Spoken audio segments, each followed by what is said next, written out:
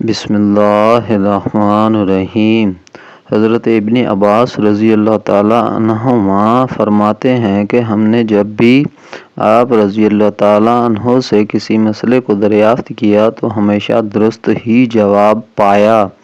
حضرت عائشہ صدیقہ رضی اللہ تعالیٰ عنہا کے سامنے جب حضرت علی کرم اللہ تعالیٰ وجہ الکریم کا ذکر ہوا تو آپ رضی اللہ تعالیٰ عنہا نے فرمایا کہ علی سے زیادہ مسائل شریعہ کا جاننے والا کوئی اور نہیں ہے۔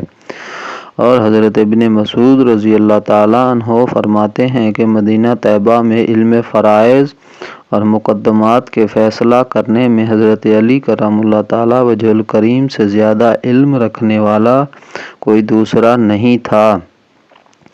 حضرت سعید بن مسیب رضی اللہ تعالیٰ عنہ فرماتے ہیں کہ حضور صلی اللہ تعالیٰ علیہ وآلہ وسلم کے صحابہ میں سوائے حضرت علی کرم اللہ تعالیٰ وجہ الکریم کے کوئی یہ کہنے والا نہیں تھا کہ جو کچھ پوچھنا ہو مجھ سے پوچھ لو۔ اور حضرت سعید بن مسیب رضی اللہ تعالیٰ عنہ سے یہ بھی مروی ہے کہ جب حضرت عمر رضی اللہ تعالیٰ عنہ کی خدمت میں کوئی مشکل مقدمہ پیش ہوتا اور حضرت علی کرم اللہ تعالیٰ وجہ الکریم موجود نہ ہوتے تو وہ اللہ تعالیٰ کی پناہ مانگا کرتے تھے کہ مقدمے کا فیصلہ کہیں غلط نہ ہو جائے۔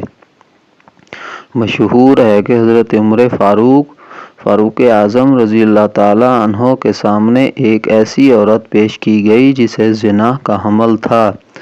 ثبوت شرعی کے بعد آپ نے اس کو سنگسار کا حکم فرمایا۔ حضرت علی کرم اللہ تعالیٰ وجہ الکریم نے یاد دلایا کہ حضور سید عالم صلی اللہ تعالیٰ علیہ وآلہ وسلم کا فرمان ہے کہ حاملہ عورت کو بچہ پیدا ہونے کے بعد سنگسار کیا جائے، اس لیے کہ زنا کرنے والی عورت اگرچہ گنہگار ہوتی ہے مگر اس کے پیٹ کا بچہ بے قصور ہوتا ہے۔